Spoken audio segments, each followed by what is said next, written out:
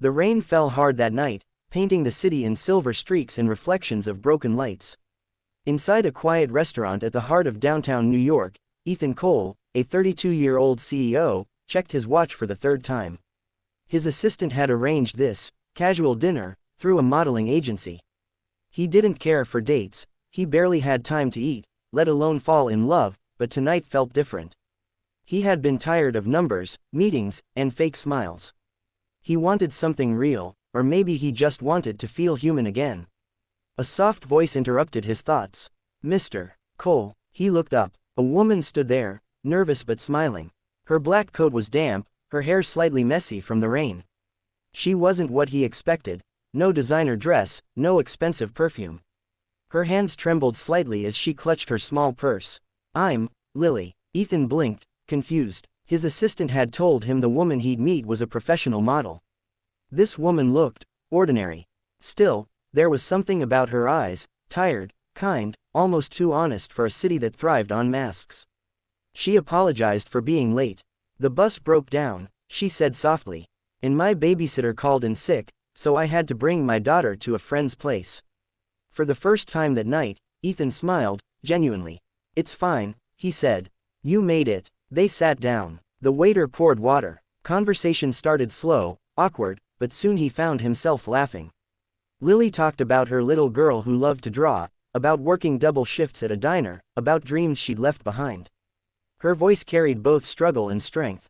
Ethan listened, something he hadn't done in years. Then his phone buzzed, a message from his assistant. "Enjoy your dinner with Anna, the model. She said she's running late." Ethan froze. He stared at the screen, then at Lily. She was stirring her coffee, unaware of anything. And in that moment, he realized, she wasn't the woman he was supposed to meet. But he didn't tell her. Not yet, because for the first time in a long time, he didn't want to be the CEO. He wanted to be someone real, and tonight, this mistake felt more real than any plan he'd ever made. The restaurant had started to empty, soft jazz fading into the hum of clinking glasses and quiet conversations. Ethan leaned back, still trying to process everything. The woman across from him wasn't who he was supposed to meet, but something told him that she was exactly who he needed to meet. Lily's smile was tired, but genuine, and her words carried a warmth money could never buy. "So, you're in business?" she asked. Her tone was polite, curious, but not impressed. Ethan nodded slowly. Something like that. He didn't tell her he owned one of the city's biggest real estate firms. For once, he wanted to be judged for his presence, not his bank balance. Lily laughed softly. "Must be nice. I work 2 jobs, one at the diner, one cleaning offices at night. Sometimes I wonder if life ever slows down for people like me." Ethan studied her hands, rough from hard work, nails chipped, faint scars near her knuckles. Hands that carried stories, hands that life hadn't been kind to. "You're doing all that, for your daughter?" he asked. "Yes." Her eyes softened. "Her name's Mia. She's 6. She wants to be an artist. She draws on everything, walls, old bills, napkins. I don't have much, but I keep every single drawing.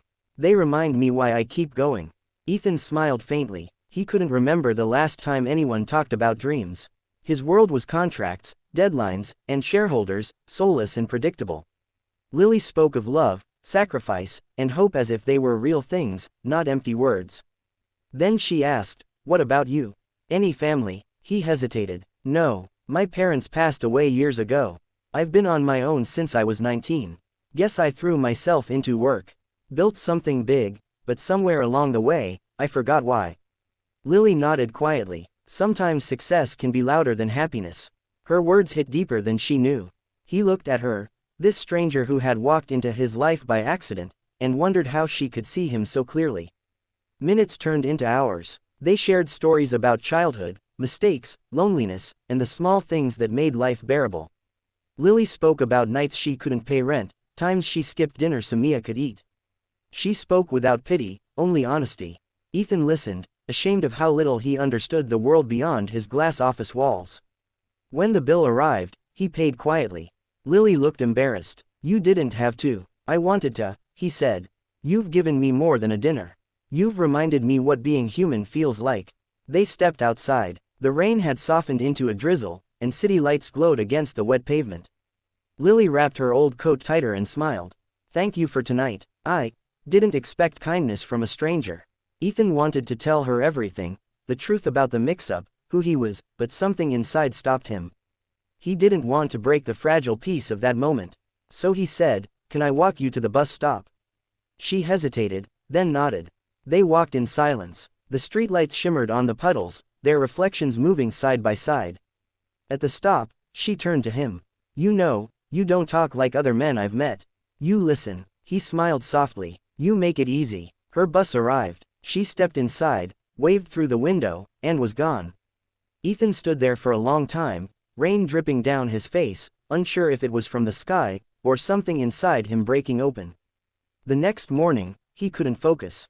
Meetings blurred together. Spreadsheets felt meaningless. All he could think about was Lily's quiet strength, her laughter, her daughter's drawings.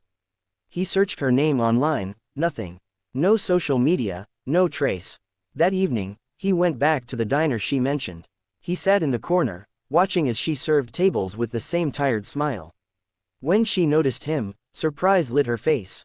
"You came back," he nodded. "I owed someone a cup of coffee." She laughed, shaking her head.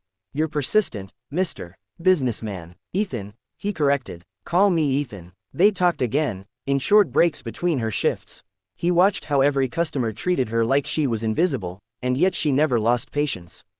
When a rude customer shouted about cold food, she apologized softly and fixed it without complaint. Ethan admired her resilience, something no CEO manual could ever teach. Weeks passed. He visited often, sometimes leaving big tips she never accepted. "I don't take charity," she'd say firmly. "I work for my life." He respected that, so instead, he helped quietly, buying art supplies for Mia, donating anonymously to her school, paying for a broken heater in her apartment without saying a word. One night, when she found out what he'd done, she confronted him. "Why would you do this?" He looked at her, calm but sincere. "Because someone once told me that success can be louder than happiness. I'm trying to change that." Lily's eyes filled with tears. "You don't even know me." "I know enough," he said. "You remind me of everything I forgot to value." She didn't reply. Instead, she hugged him, a brief, trembling hug that said more than words ever could. That night, Ethan realized he didn't need more business deals or luxury cars. He needed meaning, and he had found it in a woman who had nothing but heart. Winter came early that year.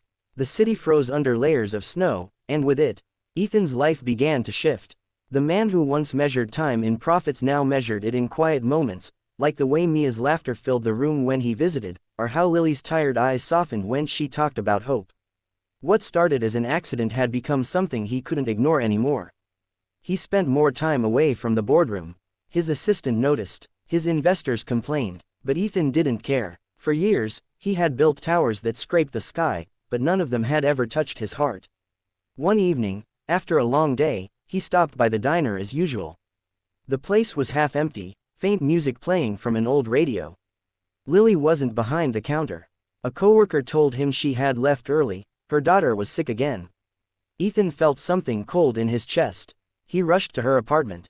The building looked older than he remembered, its paint peeling, windows fogged with cold. He knocked, and after a moment, Lily opened the door. Her face was pale, eyes red. "Mia's burning up," she said, voice trembling. "I can't afford a doctor until Friday."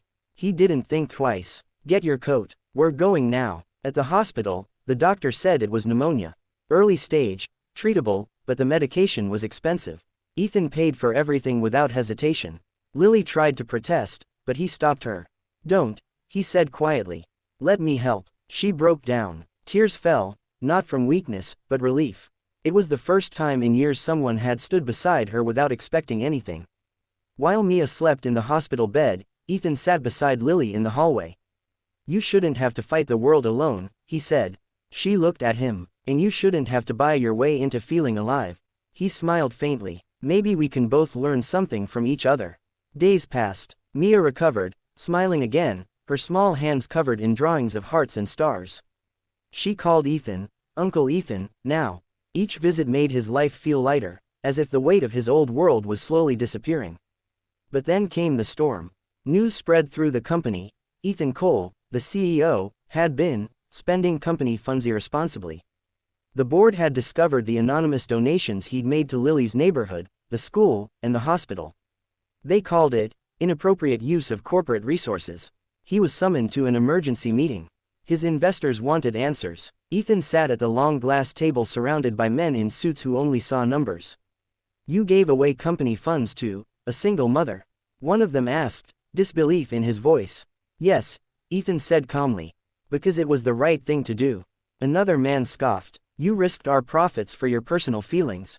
Ethan looked at them one by one. "No, I risked my comfort to remember what humanity feels like." There was silence. Then the chairman spoke. "You're relieved of your position, effective immediately." Ethan didn't argue. He stood, buttoned his coat, and walked out. For the first time, he felt free. That evening, he went to the diner. Lily was wiping down tables when he arrived. "You look tired," she said gently. "I'm done with the company," he replied. "They took it from me." Her eyes widened. "Because of me?" He shook his head. "No, because I finally made a decision with my heart, not my wallet." Lily stared at him, speechless. "What will you do now?" He smiled. A real, unguarded smile. "Start over. Maybe something small. Something honest." Months passed. Ethan sold his luxury apartment and bought a small cafe near Lily's neighborhood. He hired single parents, students, and people looking for second chances. The cafe became a small haven where stories mattered more than sales. Lily sometimes worked there on weekends, bringing Mia, who drew colorful posters for the walls. One night, after closing, Ethan and Lily sat outside the cafe, watching snow fall under the streetlights. "I never thanked you," Lily said softly. "For everything." "You don't need to," he said. "You saved me too." She looked at him, puzzled. Ethan took a slow breath. "Before that night, I thought success was about being known. But you showed me it's about being needed." She smiled through tears. "I didn't mean to change your life." He looked into her eyes. "The best things in life never come from plans." They sat in silence for a while, the sound of snow and distant traffic filling the air. Then Mia ran outside, holding 2 paper cups of hot chocolate. "One for Mommy, one for Ethan," she said proudly. Ethan took the cup, smiling.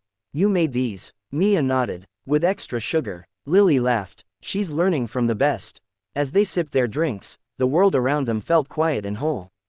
No luxury, no spotlight, only warmth, gratitude, and the kind of peace Ethan had searched for all his life. He looked at Lily and whispered, "Thank you, for showing me what love really looks like." Lily's hand reached for his. "No, Ethan, thank you for reminding me that good people still exist." The snow fell harder now, soft and endless, wrapping the city in silence. Inside that silence, 2 souls, once broken in different ways, found a new beginning. And sometimes, that's all a person needs to start over. One mistake, one meeting, one moment that changes everything.